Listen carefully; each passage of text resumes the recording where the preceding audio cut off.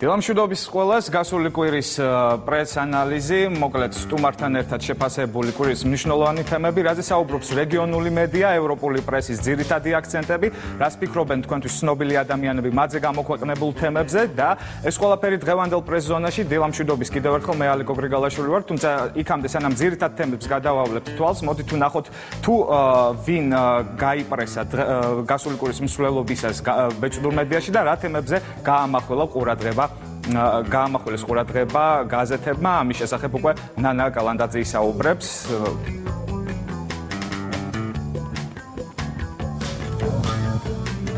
დილამშვიდობისა ყველას, ვინც გვიყურებს, გადავხედოთ ამ კვირის გაზეთებს, იმ მთავარ თემებს, რაც პრესაში იწერებოდა.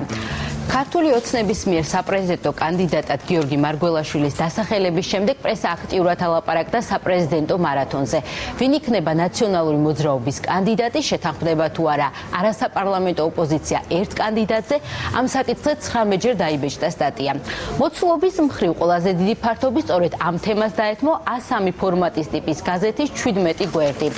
შინაგან საქმეთა მინისტრის მოადგილის გელა ხვედელიძის დაკავების შემდგომ გათავისუფლების თემა გახლავთ. ამ კვირის ერთ-ერთი წამყვანი თემა, ამ საკითხზე 11-ჯერ დაიბეჭდა სტატია. ავღანეთში ქართველი ჯარისკაცების დაღუპვა არის ასევე ერთ-ერთი მთავარი თემა კვირის განმავლობაში, ამ საკითხზე 7-ჯერ დაიბეჭდა სტატია. ახლა პოლიტიკოსები, რომლებზეც ყველაზე ხშირად წერდა პრესა, ყველაზე ხშირად ბიძინა ივანიშვილზე იწერებოდა 19 სტატია, აქედან 2 უარყოფითი, 17 კი ნეიტრალური ხასიათის სტატია იყო. საქართველოს პრეზიდენტზე დაწერილი 17 სტატიიდან 9 უარყოფითი, დანარჩენი კი ნეიტრალური ხასიათის სტატია დაიბეჭდა. მესამეზე გიორგი მარგველაშვილი გავიდა, მასზე 11-ჯერ დაიბეჭდა სტატია, აქედან 1 დადებითი, 10 კი ნეიტრალური ხასიათის სტატია. ახლა გადავხედოთ პოლიტიკოსების ინტერვიუებიდან ამოღებულ მხიარულ ფრაზებს. შალვა ნათელაშვილი წულუკიანმა ჩემი გული გახეთქა სტრასბურგში, ისეთი ხმით პასუხობდა, მერჩივნა საკუთარი მკვლელი მენახა. სოსოს შატყერაშვილი ნათელაშვილი ამბობს, თურმე რამდენჯერაც ვახსენებთ შალვა ნათელაშვილს, იმდენ $150,000 გვიწერს ივანიშვილი. სოსო ჯაჭულიანი, დიადო ვანომერაბიშვილო, შენ ხარ უბრალოზე უბრალო ადამიანი და ამაშია შენი ყდემამოსილება. ელიზბარ ჯაველიძე, სააკაშვილი პარაზიტოლოგიის ინსტიტუტში გახდათ კომკავშირის მდივანი და ამდენი ამბებიც იქიდან ახსოვს.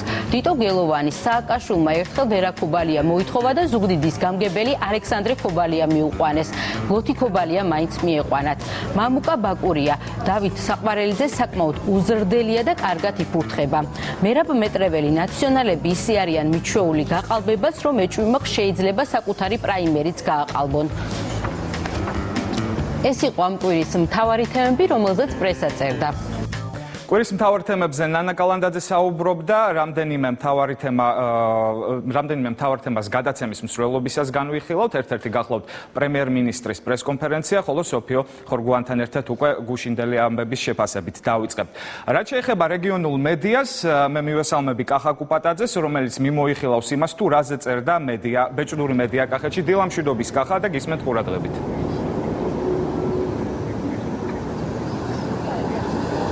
დილამშვიდობის ალეკო, თავდაპირველად გეტყვით, რომ კახეთის რეგიონში 2 რეგიონალური ბეჭდვითი მედია საშუალება არსებობს, ესენია გაზეთები კახეთის ხმა და სპექტრი, მაგალითად კახეთის ხმის ფურცლებზე მთავარ ამბავთ ვკითხულობთ უცხოელ პირებზე მიწების გაყიდვასთან დაკავშირებით, ჟურნალისტს სტატიაში ექსპერტების კრიტიკული შეფასებებიც მოჰყავს. ამ სტატიაში აღნიშნულია სიღნაღის მუნიციპალიტეტის სოფელ დაბაწნოში გამართული საპროტესტო აქცია, სადაც მოსახლეობა ითხოვდა უკანონოდ გასხვისებული მიწები კვლავ მათ საკუთრებაში დაბრუნებული იყო. რაც შეეხება კვირის მნიშვნელოვან თემებს, ამავე გამოცემაში ვკითხულობთ შრომის კოდექსში შესატან ცვლილებებთან დაკავშირებით, სადაც ჟურნალისტს მიმოხილვა აქვს წარმოდგენილი და სხვადასხვა მოსაზრებებია დაფიქსირებული. გარდა ამისა, თელავის მუნიციპალიტეტის სოფელ ლალისყურში ჩოლოყაშვილის ციხესიმაგრეზეა სტატია წარმოდგენილი, რომელიც სავალარო მდგომარეობაშია და ინგრევა. კახეთის ხმამ გასულ კვირას ყურადღება გაამახვილა ერთ-ერთ ყველაზე უფრო მწვავე საკითხზე, რომელიც კახეთის მოსახლეობისთვის ძალიან მნიშვნელოვანია, ეს გახლავთ მიწების გასხვისების საკითხი. ასევე ძალიან მნიშვნელოვანი იყო ჩვენთვის და ჩვენი მკითხველისთვის ის, რომ მოისმინათ ექსპერტების პოზიცია უცხო ქვეყნის მოქალაქეებზე მიწების მიყიდვასთან დაკავშირებით. ასევე მნიშვნელოვანი ყურადღება დაეთმო გაზეთში ჩოლოყაშვილების სახელობის სახლის და კარის ეკლესიის მგრევას. მომავალი კვირის თემა გახლავთ თელავის და არა მხოლოდ თელავის, მთლიან მთლიანად კახეთის რეგიონში არსებული საბავშვო ბაღების მდგომარეობა. ასევე მომავალი კვირის ნომერში გახლავთ რეაბილიტაციასთან დაკავშირებით არსებული შეკითხვები, რომელსაც თმავს მოსახლეობა ქალაქ თელავში. შეეხება კიდევ რეგიონალურ გაზეთს, ეს გახლავთ გაზეთი სპექტრი მიმდინარე კვირას თავის ერთგულ მკითხველს ექსკლუზიურ მასალას თავაზობს საგარეჯოს მუნიციპალიტეტიდან. ჟურნალისტი იმ კორუფციულ გარიგებაზე და თაღლითობაზე საუბრობს, რომლის მიხედვითაც სოფელ იორმუღალოში პენსიონერების მიერ კონკრეტულმა პირებმა საპენსიო თანხები უკანონოდ მიითვისეს. აღნიშნულ საკითხთან დაკავშირებით უკვე აღძრულია სისხლის სამართლის საქმე და მიმდინარეობს გამოძიება, რაც შეეხება კვირის სხვა მნიშვნელოვან თემებს. გამოცემაში ვკითხულობთ ლაფანყურის სპეცოპერაციის დროს გარდაცვლილი ქისტი და ჩეჩენი ახალგაზრდების შესახებ, რომელთა საფლავების ექსჰუმაცია რამდენიმე დღის წინ მოხდა. ამავე დროს გამოცემა ყურადღებას ამახვილებს ახაშნელების მოთხოვნაზე, რომლის მიხედვითაც ისინი სტიქიის დამცველი სამუშაო ჯგუფის წევრების მიწების აღწერას ითხოვენ, ვინაიდან ადგილობრივები მიიჩნევენ, რომ კომისიის წევრებმა თავის დროზე სტიქიის დაზარალებულების ნაკვეთები არაობიექტურად აღწერა. მაისის ნომერში, როგორც სხვა დანარჩენ ნომრებში, აქცენტები გაკეთდა კახეთის რეგიონში მიმდინარე მოვლენების შესახებ, კვლავ აქტუალური იყო 2012 წლის ივნისში მომხდარი სტიქიის შედეგების განხილვა. ძირითადი თემა სპექტრმა სათვალა, რომ ეს იყო ნომრის წამყვანი, თაღლითობით მითვისებული საპენსიო თანხა, შემთხვევა იყო იორმუღალოში. სპექტრთან ერთად აზერბაიჯანულ ენაზე ჩვენ გამოვცემთ გაზეთს, რომელიც ორ კვირაში ერთხელ გამოდის, ეს არის სპექტრი ეთნიკური უმცირესობებისთვის. ორივე ნომერში წავიდა მთავარ თემად, ერთი აზერბაიჯანულ ენაზე, ერთი ქართულ ენაზე. ძირითადი აქცენტები იყო გაკეთებული იმ თემაზე, რომ ლიბერტი ბანკის წარმომადგენელი, რომელიც წლების განმავლობაში გასცემდა ამ კონკრეტული თემისთვის საპენსიო თანხას, სთხოვა მათ პირადი ბარათები და ამ ბარათებთან ერთად დაიკარგა. რამდენიმე 10,000-ობით თანხაზე იყო საუბარი. აქტუალურია ის საკითხი, რასაც საკადრო ცვლილებები ქვია რეგიონში. თუ რა თემებზე გააკეთებს ძირითად აქცენტებს რეგიონალური გამოცემები, გაზეთები კახეთის ხმა და სპექტრი, ამას უკვე მომავალი კვირის ორშაბათის ნომრიდან შევიტყობთ. ძალიან დიდი მადლობა კახა. ჩვენ ყურადღებით მივადევნებთ თვალყურს იმას, რასაც დაწერს მომავალ კვირაში კახეთის რეგიონული მედია. ამჯერად უკვე კვირის ძირითადი აქცენტები და ერთ-ერთი მთავარი თემა ბიძინა ივანიშვილის პრესკონფერენცია და შენიშვნები მედიას 14 მაისს პრემიერმა ბიძინა ივანიშვილმა თავისი ტრადიციული პრესკონფერენცია ავღანეთში სამშვიდობო მისიის დროს დაღუპული 3 ქართველი ჯარისკაცის ოჯახების მიმართ მისამძიმრებით დაიწყო. მთავრობის მიღწევებისა თუ გამოწვევების შესახებ მას სიტყვა არ გააუგრძელებია, ეს ინფორმაცია შეკრებილ ჟურნალისტებს წერილობითი სახით დაურიგეს. მედია განსაკუთრებით იყო დაინტერესებული ბოლო დღეების აქტუალური თემებით. შინაგან საქმეთა მინისტრის მოადგილის გელა ხვედელიძის პასუხისმგებლობაში მიცემის საკითხით, რაც მოქალაქის პირადი ცხოვრების ამსახველი ფარული ვიდეოკადრების გავრცელებას უკავშირდება. ივანიშვილს რამდენჯერმე კითხეს, ამ დანაშაულის გამო ხომ არ დაიკისრება პასუხისმგებლობა მთავარი პროკურორის მოადგილეს ლაშა ნაცვლიშვილს და ასევე პრემიერის მრჩეველს გია ხუხაშვილსო. როგორც ცნობილია, ვიდეო მასალის გავრცელებაში მოქალაქემ სწორედ ეს ორი ადამიანი დაადანაშაულა. პრემიერის პასუხი ასეთი გახლდათ. ივანიშვილი შიდა პოლიტიკურ ვითარებასაც გამოეხმაურა, მან ნაციონალური მოძრაობის შესახებ განაცხადა, ეს პარტია ყოველდღიურად უკან მიდის, თუმცა საფრთხეს ამ პოლიტიკური ძალის დაშლის შემთხვევაში ვერ ვხედავ. პრემიერის თქმით, ევროპას სამართლიანობის აღდგენის კუთხით საქართველოსთან კითხვები აღარ აქვს. ქვეყანაში შერჩევითი სამართალი არ იქნება, სხვა მხრივ საქართველოს კვლავაც ექნება დასავლეთის მხარდაჭერა სხვადასხვა რეფორმების განხორციელებაში. პრემიერის მისამართით ასევე არაერთი კითხვა დაისვა ქვეყნის ეკონომიკური ზრდის 5%-დან 3%-მდე შემცირების თაობაზე, თუმცა ივანიშვილი აცხადებს, რომ განგაშის საფუძველი არ არსებობს. 14 მაისს ბიძინა ივანიშვილმა განმარტა, რომ დღეს პროკურატურა უამრავ საქმეს იძიებს, თუმცა ხალხის მასობრივად დაპატიმრება სურვილი არ იქნება. საარჩევნო და პოლიტექნოლოგიების კვლევის ცენტრის ხელმძღვანელი კახი კახიშვილი ეხმაურება პოლიტიკურ ამნისტიას დისკრეციული უფლება შეწყვიტოს სისხლის სამართლის საქმე. თუ პირის დანაშაული დადგინდება და მეორეც კახიშვილის თქმით სამართლიანობის აღდგენა ვიღაცის ციხეში ჩასმას სულაც არ გულისხმობს. 2 საათნახევრის განმავლობაში პრემიერმა ივანიშვილმა მედიის წარმომადგენლებს რამდენჯერმე მოუწოდა კორექტულობისკენ და მათ დასმული კითხვების გამო რუპორები უწოდა ჟურნალისტებს კი პრემიერისთვის იმის ახსნა მოუხდათ, რომ ისინი ჟურნალისტები არიან და ამდენად უფლება აქვთ და ევალებათ კიდეც დასვან ყველა ის კითხვა, რაც საყურადღებოდ მიაჩნიათ. მოკლედ ეს გახლდათ მოკლედ პრესკონფერენციის შესახებ, რომელიც 14 მაისს შედგა. ამჯერად გადაცემაში უკვე რეკლამის დროა, რომლის დასრულებისთანავე ჩვენ უკვე სტუმართან ერთად დაგიბრუნდებით. დღევანდელი პრესზონის სტუმარია მედია პორტალის პლანეტაჯის ხელმძღვანელი სოფიო ხორგუანი, სულ რამდენიმე წუთში.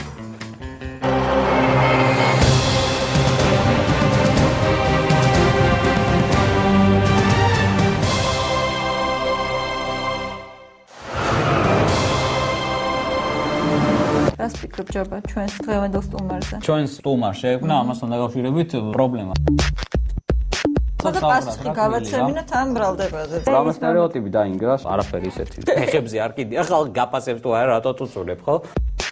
კატეგორიულად არ დავეთანხმები არც ერთ ჩვენ სტუმარს, ვინც ამას იტყვის. ასეთი რა მოხდა? სიმართლე რო გითხრა არ მახსოვს. გიხარია? საინტერესო გამოვიდა, ხო მეგონა? ყოველ პარასკევს 23 საათსა და 30 წუთზე სტერეოტიპი ირინგა ალიაშვილთან და ჯაბა ზარქუასთან ერთად.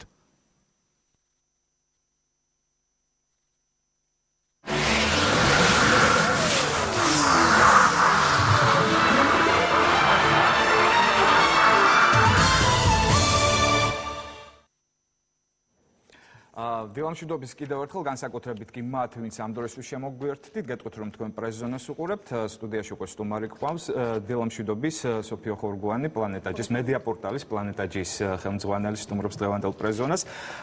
იმდენ საინტერესო რაღაც ხდებოდა კვირის დასაწყისში, ამ თემებზე გვინდოდა საუბარი, თუმცა გუშინდელმა დღემ გადაფარა ეს თემები.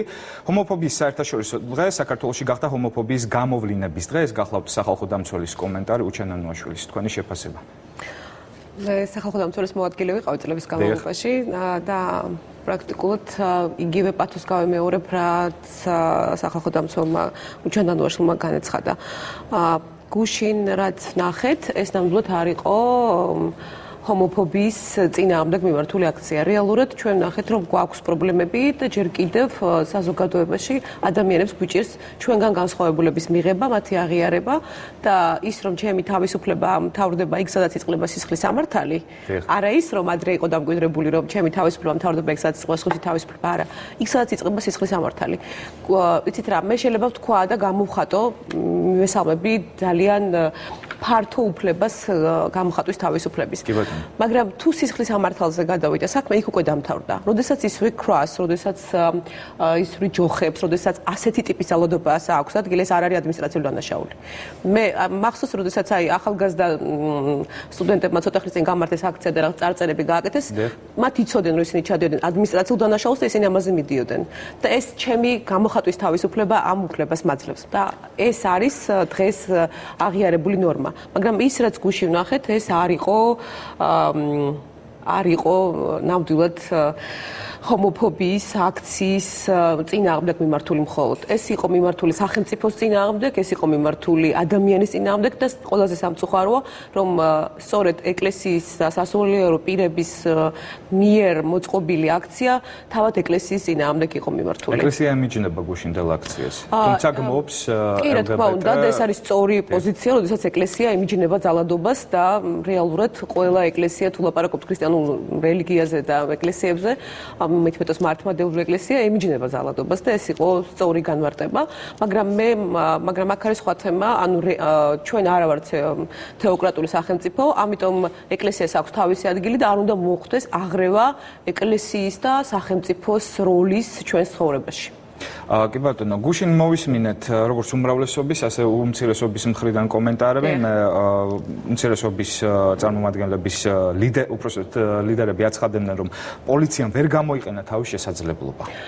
კარგი, ცით მე კარგად მესმის, მოდით ვიმშელოთ იმ ნახეთ კადრებზე. კი, იცით რა, მოდით ასე ვიტყოთ. შეიძლება მე მქონდა რაღაც უკმაყოფილების განცდა, რომ აი პოლიციას ანუ რაღაც განათლება აკლია, ან ვერ ვუხდი რომ ჩემი პრობლემა არ არის, მოდა გამიშვა იქ მოსახლეობა იყო, რომელიც წუხდა, რომელიც სახლამდე ვერ მიდიოდა და ამ პოლიციელებს არ ქონდათ შესაბამისი, მოდი ასე ვიტყოთ, უნარჩვევები, გამოცდილება, რომ აი მოდით შევამოწმოთ ფაქტ უცხოურად მიგაცლებთ, ანუ ის მიიღო ბრძანება და იყო არა, მე ვერავის ვერ გავუშვებ. ნუ რაღაც არ ვიცით, იცით, როგორ გიხარ, ჩვენ სახელმწიფო არ ვიყავით, ის რაც აქამდე იყო, ის არ იყო პოლიცია. ნამდვილად თუ ვლაპარაკობ დასავლურ სტანდარტებზე და ევროპულ სახელმწიფოზე. მე ვფიქრობ, რომ გუშინ რაც გააკეთა შინაგან საქმეთა სამინისტრომ და რაც გააკეთა პოლიციამ, ეს იყო მაქსიმუმი, რისი გაკეთებაც მას შეეძლო. და ვფიქრობ, რომ ერთადერთი რამაც გუშინ გამიჩინა იმის განცდა, რომ ჯერ კიდევ ჩვენ ვართ სახელმწიფო, რომელიც სწორ გზაზე მიდის, ეს არის შინაგან საქმეთა სამინისტროს მოქმედება. კი, მე ვლაპარაკობს იმას, რომ არ მოხდა გამოხატვა. იცით, მე მესმის, რომ ჩვენ არ ვცხოვრობთ შვეიცარიაში და არ ჩვენს პოლიციას არა და მან სწორად დაალაგა პრიორიტეტები შინაგან საქმეთა მინისტრმა და მიიღო სწორი გადაწყვეტილება. მოკლე დროში სწორი გადაწყვეტილება და ამიტომ ვფიქრობ, რომ კარგი მენეჯერია და ზოგადად კარგი მინისტრია.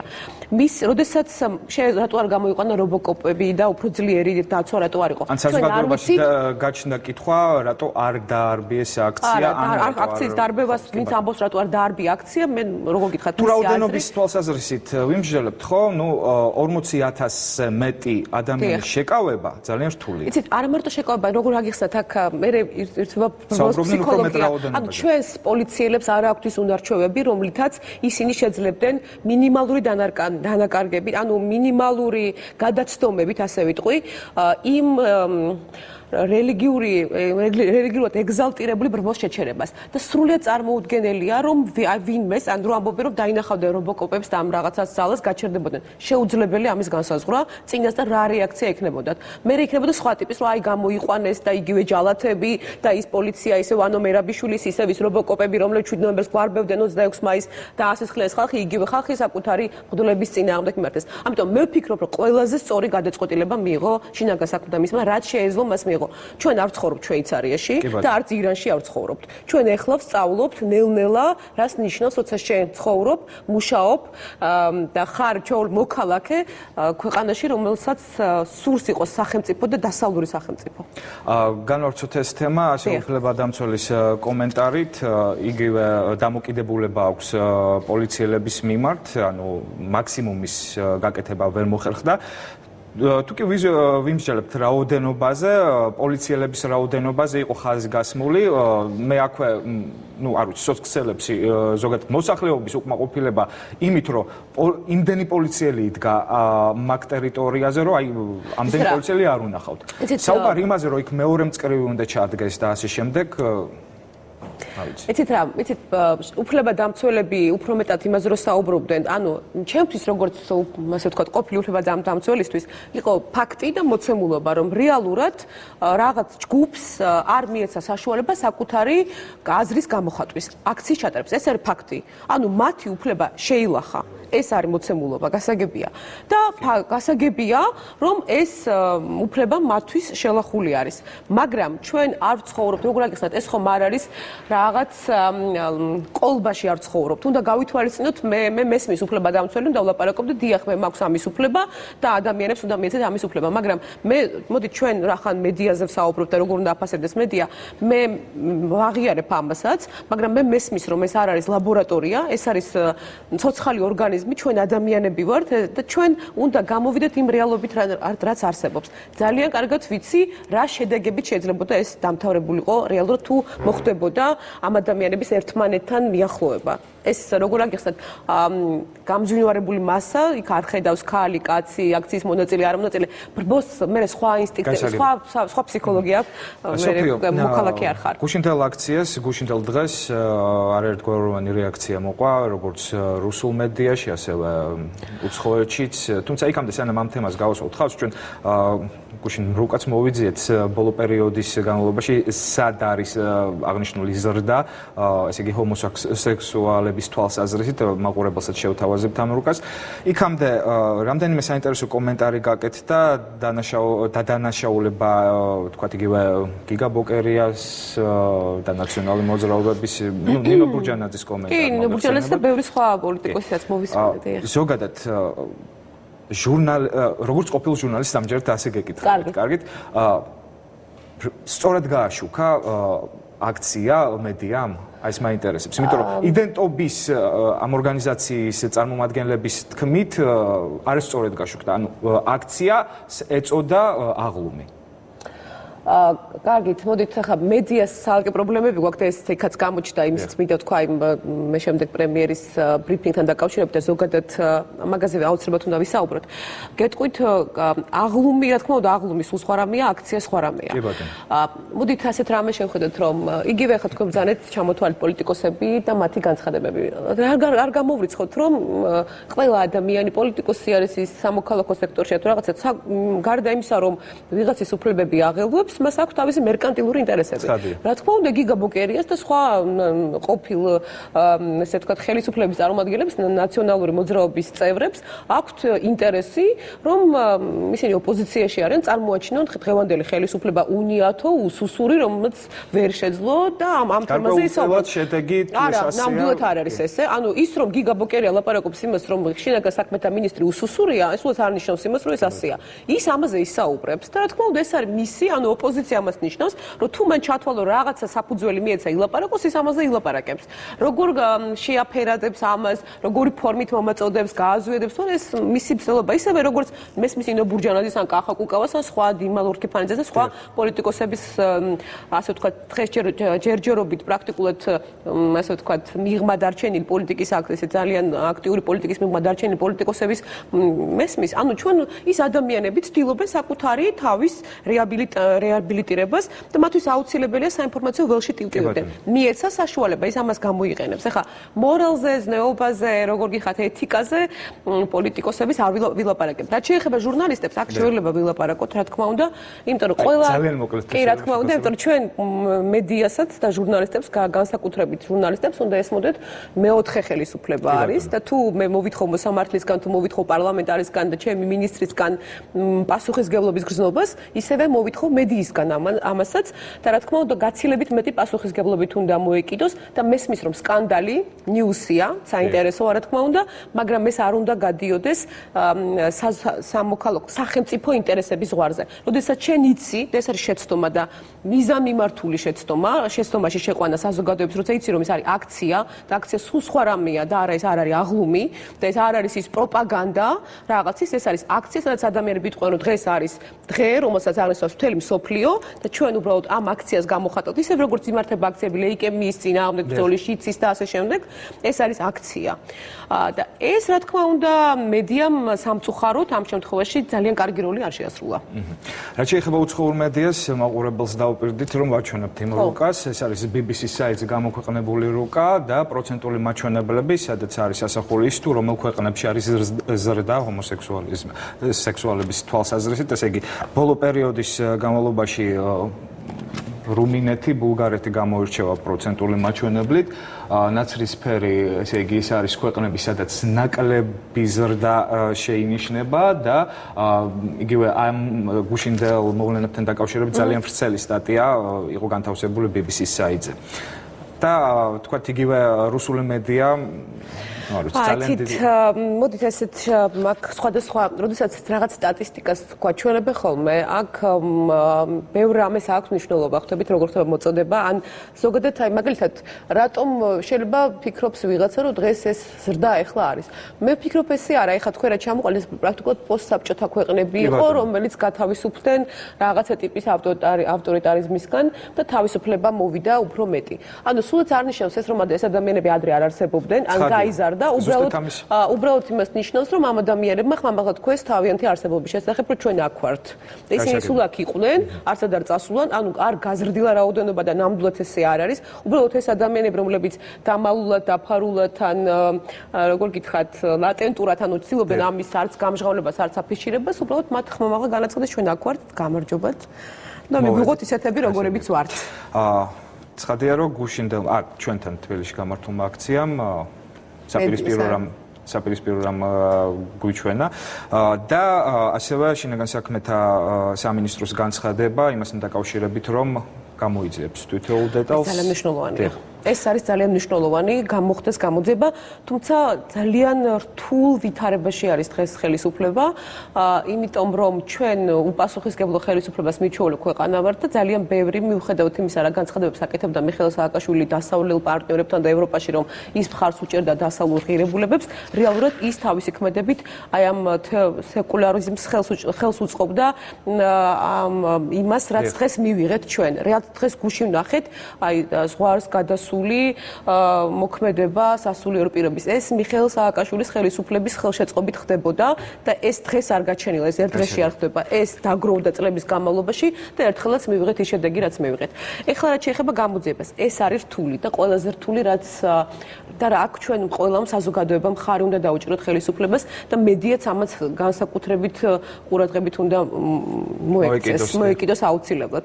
როდესაც არის საუბარი ხელისუფლებას მოუწევს და პრემიერ-მინისტრის განცხადება გავრცელდა, მე იმაზე იყო რატო გავრცელდა ინგლისურათო და რატო ქართულად არა. იმიტომ რომ დასავლური მედია კითხვებს უსვამდა პრემიერს და ჩვენ ქართველებმა სანამ მოვიფიქრეთ, ქართულ მედიამ რომ კითხვა დაგვესვა პრემიერისთვის, მე ის წერილი რომელიც მიიღეს საერთაშორისო მედიამ, ის გავრცელდა მე ოფიციალურ ვებგვერდზეც.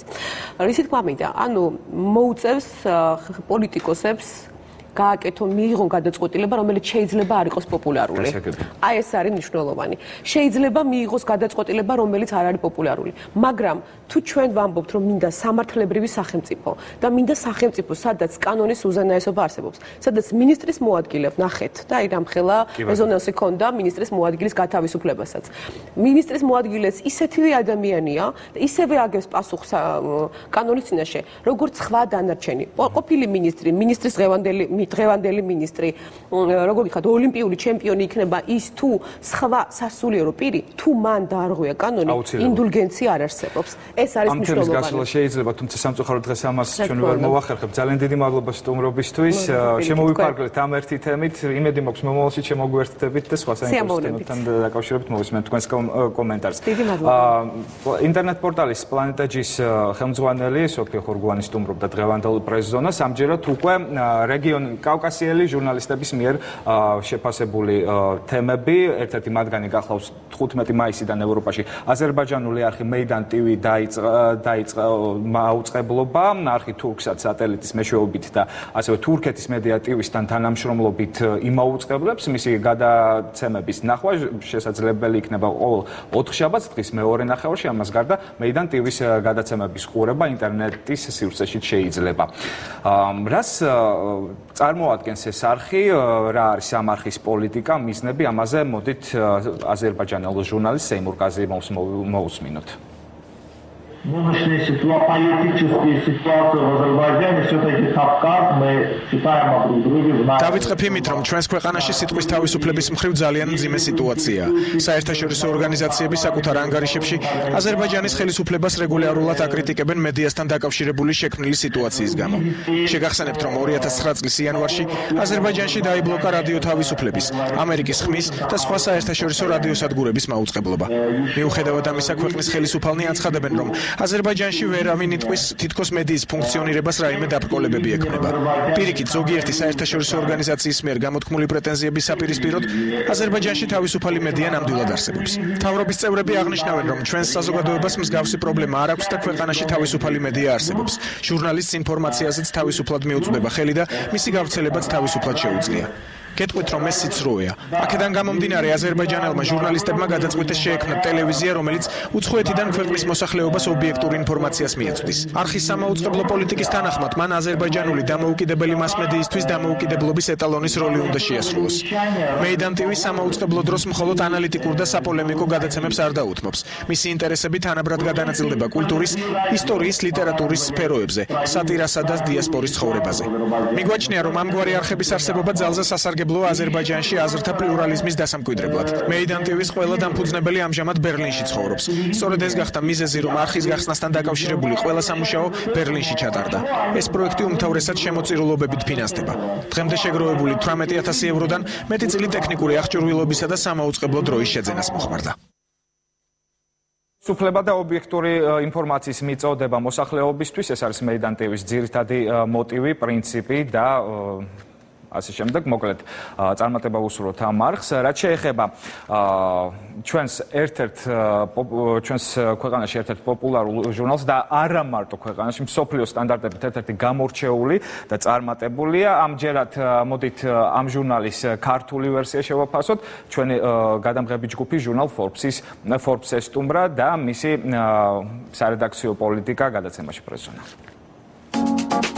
ადამიანები, იდეები და ახალი ტექნოლოგიები, რომლებიც ცვლიან სამყაროს, ეს არის ჟურნალ Forbes-ის მთავარი იდეოლოგია. ყველაზე საქმიანი ჟურნალის მიზანია მიაწოდოს მკითხველს ის ინფორმაცია, რომელიც ფასეულია წარმატებასა და წინსვლაზე ორიენტირებული ქვეყნის, კომპანიის, ბიზნესმენისა და ცალკეული ადამიანისთვის. მსოფლიო ბეჭდური ბიზნეს მედიის ლიდერი ჟურნალი Forbes-ი საქართველოში 2011 წლის დეკემბრიდან Forbes Georgia-ს სახელწოდებით გამოდის. Forbes-ის საქართველოში გამოცემის იდეა კარგ ხანს არსებობდა, მანამ სანამ მედია პარტნერსი აიღებდა ამ საერთაშორისო ლიცენზიას, მაგრამ რამდენადაც ჩემთვის ცნობილია, თვითონ Forbes-ის სათაო ოფისი თვლიდა, რომ საქართველო ჯერჯერობით მზად არ არის იმისთვის, რომ Forbes-ი გამოიცეს საქართველოში. ჟურნალ Forbes-ის ქართული ვერსია საუკუნოვანი ისტორიის მქონე საგამომცემლო სახელის რიგით მეოცე საერთაშორისო გამოცემაა. მისი მიზანია მოიძიოს და წარმოაჩინოს ქართული ბიზნესისა და ეკონომიკის მიღწევები, ცალკეული მეწარმეების, ბიზნესმენების თუ სხვა პროფესიის ადამიანების წარმატების ისტორიები, რომლებიც მნიშვნელოვან კვალს ტოვებენ და ცვლიან ქვეყნის, მისი ბიზნესისა და საზოგადოების ისტორიას. Forbes-ი არ არის მხოლოდ მილიარდერების და მილიონერების ჟურნალი, რომელიც შეიძლება ერთი შეხედვით შორიდან ჩანდეს. ეს არის ასახავს ბიზნესში, ეკონომიკაში, ზოგადად ტექნოლოგიებში, სამართლებრივი კუთხით თუ რამე საინტერესო ხდება, Forbes-ი ყველაფერს აშუქებს. და პირველ რიგში მაინც Forbes-ი ორიენტირებულია ადამიანებზე. ქართული Forbes-ის მისია იყოს ყველაზე სანდო საქმიანი მედია ბრენდი და მოიპოვოს მკითხველის ნდობის კაპიტალი. აღმასრულებელი რედაქტორის განცხადებით, ჟურნალი საშუალო ფენაზეა ორიენტირებული. ისინი ყიდიან იდეას, რომლითაც მკითხველს შეუძლია ფული გააკეთოს. სტერეოტიპული აზრია, რომ Forbes-ი არის მაგალითად დიდრების ჟურნალი და მილიარდერებზე რახან წერს და ასე შემდეგ, მაგრამ სინამდვილეში ესე ძირითადი სეგმენტი ალბათ უფრო ის ხალხია, ვისაც აინტერესებს როგორ გამდიდრდეს, ვიდრე მდიდრები. ადამიანებმა უბრალოდ არ იციან ანტრეპრენიორობა რას ნიშნავს, არ ქონდა ეს ტრადიცია, ძალიან მნიშვნელოვანია, რომ ეს გაიგო, როგორ აქციონ იდეა ფულად. Forbes-ის და მისი საერთაშორისო გამოცემების საერთო აუდიტორია მთელს მსოფლიოში დაახლოებით 5 მილიონი ადამიანია.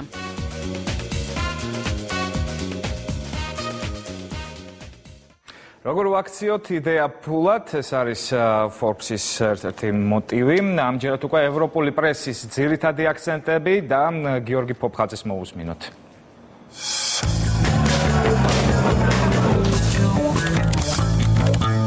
მოგესალმებით ალეკო, მივესალმებით ჩვენს ინტერნეტ და ტელემაყურებელს. გასული კვირის ევროპული პრესა ძირითადად დაკავებული იყო კანის ფესტივალით და კანის ფესტივალზე მიმდინარე მოვლენებით, თუმცა ზოგიერთი გაზეთი, ფრანგული გაზეთი წერდა, რომ ძალიან ბევრი ინფორმაცია და ფოტოები, კანის ფესტივალზე გადაღებული ვარსკვლავების ფოტოები აღმოჩნდა ჰაკერების ხელში. და სხვა შორის აი ამ თემაზე ძალიან საინტერესო სტატიას აქვეყნებს ავსტრიული გაზეთი სტანდარტი, რომელიც წერს, რომ დღეს ევროპა და ამერიკის შეერთებული შტატები ახალი საფრთხის წინაშე დადგა და ამ საფრთხეს ჰქვია ინფორმაციული ომი. გაზეთის ჟურნალისტის ცნობით, რომელიც ეყრდნობა ამერიკის შეერთებული შტატების ერთ-ერთ გენერალს, რომელიც ხელმძღვანელობს ამერიკის შეერთებული შტატების უსაფრთხოების სააგენტოს, კიტ ალექსანდერსია ამ გენერლის სახელი და გვარი, წერს, რომ ყოველდღიურად ამერიკის შეერთებული შტატები და ევროპა იმყოფება ჰაკერების შეტევის ქვეშ და თუ დროულად ზომები არ იქნა მიღებული, შესაძლებელია, რომ ძალიან მნიშვნელოვანი სამხედრო სტრატეგიული და ეროვნული უსაფრთხოების ინფორმაცია ჰაკერების და შემდეგ კი საერთაშორისო ტერორისტების ხელში აღმოჩნდეს. აღსანიშნავია ის ფაქტი, რომ ძალიან ჰაკერულ, ასე ვთქვათ, მინდორზე აქტიურობს ჩინეთი და ჩინელი ჰაკერები ძირითადად ეკონომიური და მაღალი ტექნოლოგიების ტექნოლოგიების შემცველი ინფორმაციის არიან დაინტერესებული. თუმცა ასევე გაზეთი წერს, რომ ჩინელებმა, ასევე ჩინეთის სამხედრო უწყებამ გააქტიურა ეგრეთ წოდებული თავისი შიგა ჰაკერები, სამხედრო ჰაკერები, რომლებიც სამხედრო ინფორმაციით დაინტერესდნენ აი ბოლო დროს. სტანდარტი წერს, რომ კიბერტერორისტები ასევე ყოველდღიურ დარტყმებს აყენებენ ევროკავშირისა და ნატოს საიტებს და შიგა ინფორმაციულ ქსელებს, სადაც განთავსებულია ნატოსა და ევროკავშირის სტრატეგიული ინფორმაციები. კიბერჰაკერებმა წერს გაზეთი სტანდარტი გასულ წელს შეძლეს ავსტრიის ბანკიდან გაეტანათ 45 მილიონი ევრო, ანუ ჰაკერული გზებით მოხსნეს 45 მილიონი ევრო. ასევე გაზეთი წერს, რომ გასულ წელს ჩინელმა ჰაკერებმა საფრანგეთის სამხედრო უწყებას მოპარეს სტრატეგიული ბომბდამშენების ძალიან საინტერესო ტექნოლოგიური ინფორმაცია. ჰაკერებისაგან თავდაცვა, წერს გაზეთი სტანდარტი, ძალიან ძვირად უჯდებათ ამერიკის შეერთებულ შტატებსა და ევროპის ქვეყნებს. ასე მაგალითად, გაზეთი სტანდარტის ცნობით, მხოლოდ ბოლო 3 თვის განმავლობაში ინგლისმა და დიდმა ბრიტანეთმა საერთოდ 15 მილიონი ევრო დახარჯეს ჰაკერებისაგან თავდაცვის საქმეში. დღეისათვის სულ ეს იყო, მე გემშვიდობები თქვენ და ჩვენს მაყურებელს.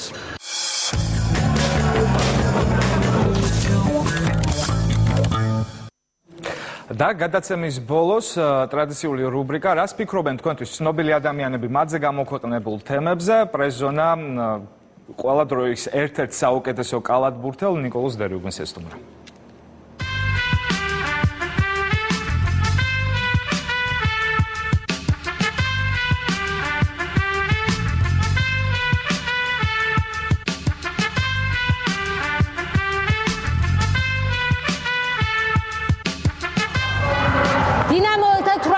ცენტრალურმა თავდამსხმელმა დერიუგინმა თავის გუნდს 47 ქულა მოუტანა. მსგავსი რამ საკავშირო ჩემპიონატზე ჯერჯერობით არც ერთ კალათბურთელს არ გაუკეთებია. ეს არის ამონარიდი ერთ-ერთი პირველი სტატიიდან, რომელიც კალათბურთელ ნიკოლოზ დერიუგინზე გაზეთმა სტოვესკის სპორტმა დაწერა. ვესტურმო სპორტსმენს ნახოთ, რა როლი ითამაშა მის კარიერაში პრესამ. ბატონო ნიკოლოზ, რომელი თამაში იყო თქვენს კარიერაში გადამწყვეტი, რომლის შემდეგაც პრესაში აქტიურად იწერებოდა თქვენზე? ნუ, გავიხსენოთ ახალგაზრდობა. ჩემი პირველი თამაში იყო 77 წელს ვითამაშეთ მოსკოვის CSKA-სთან. მე მაშინ ვიყავი რამდენი წლის 16 წლის ვიყავი. პირველად გამოვედი დინამო თბილისში გუნდში. დამაყენეს ძირითად შემოქმედებაში და გამომივიდა ეს თამაში. მეორე დღეს ესე იგი აჭრელდა ყველა გაზეთები.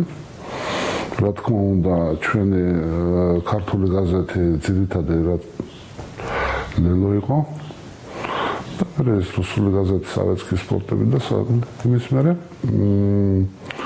იცით შემიძლია თქვა, რომ აი გაზეთმა, პრესამ აი რაღაც ნაბიჯი მომცა წინ ნაკრებისთვის, ნაკრებთან ესე ვიტყვი რა. მეორე მესამე დღეს მე მიწვიეს ნაკრებში. აქცევთ თუ არა დღევანდელ პრესას ყურადღებას და კითხულობთ თუ არა სპორტზე? ну, რა თქმა უნდა, კითხულობ თუ ჩამივარდება დრო და ძირითადად მე ვკითხულობ ინტერნეტში. და ინტერნეტში ყველაფერს ვგებულობ, რაც მე მაინტერესებს. 21 საუკუნეში ვცხოვრობ. აი სპორტში ძირითადად აი პატარა შეცდომას თუ მოვა სპორტსმენს, მაშინვე გულშემატკივარით რაღაც უარყოფითად განეწყობა, აი პრესაშიც შეიძლება რაღაც უარყოფითი დაიწეროს, თუ გახსოვთ თქვენზე რამე უარყოფითი რა დაწერილი იყოს და რომელსაც ან არ ეთანხმებოდით, ან არ მოგწონდათ. კორესპონდენტებიდან იყო რაღაცები ესეთი აი ჩვენზე ლაპარაკი ხანდახან ისეთ რაღაცას იტყვიან ხოლმე, რომ მეთქი საიდან მოიგონებს ეს კორესპონდენტი. და ეს ძირითადად ახლა პრეტენზია არ მქონდა მე პრესასთან, მე სულ ძალიან კარგად ვიყავი ჟურნალისტებთან, კარგად მეგობრობთ რა. შეუძლია პრესას დაეხმაროს, ამ პირიქით ჩაძიროს სპორტსმენი? რა თქმა უნდა შეუძლია.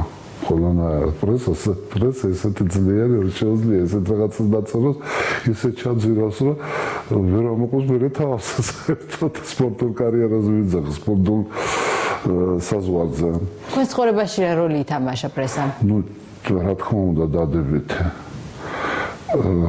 ეს არის ადრე გწვენოდა გულაპარაკა რეკლამა და ეს თითქმის რეკლამასავით არის. იცით, აი რასაც შენზე იტყვიან, რაც უფრო მეტ კარგს, ხო? უფრო მალე ჩამოყალიბდები როგორც სპორტსმენი.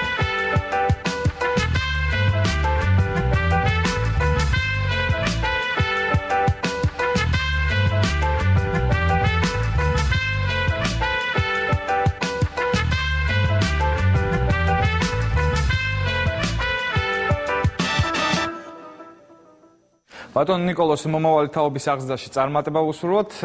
ასეთი იყო დღევანდელი პრესზონა. მე საუკეთესო სურვილებით უკვე შემდეგი მომავალ შაბათს და მომავალ შაბათამდე გემშვიდობებით. გმადლობთ რომ გვიყურეთ. სრულ საათზე კი უკვე ნატა ასათიანი შემოგიერთდებათ დღის სიახლეებით. შედეგიანთან ნაყოფიერ დასვენებას გისურვებთ.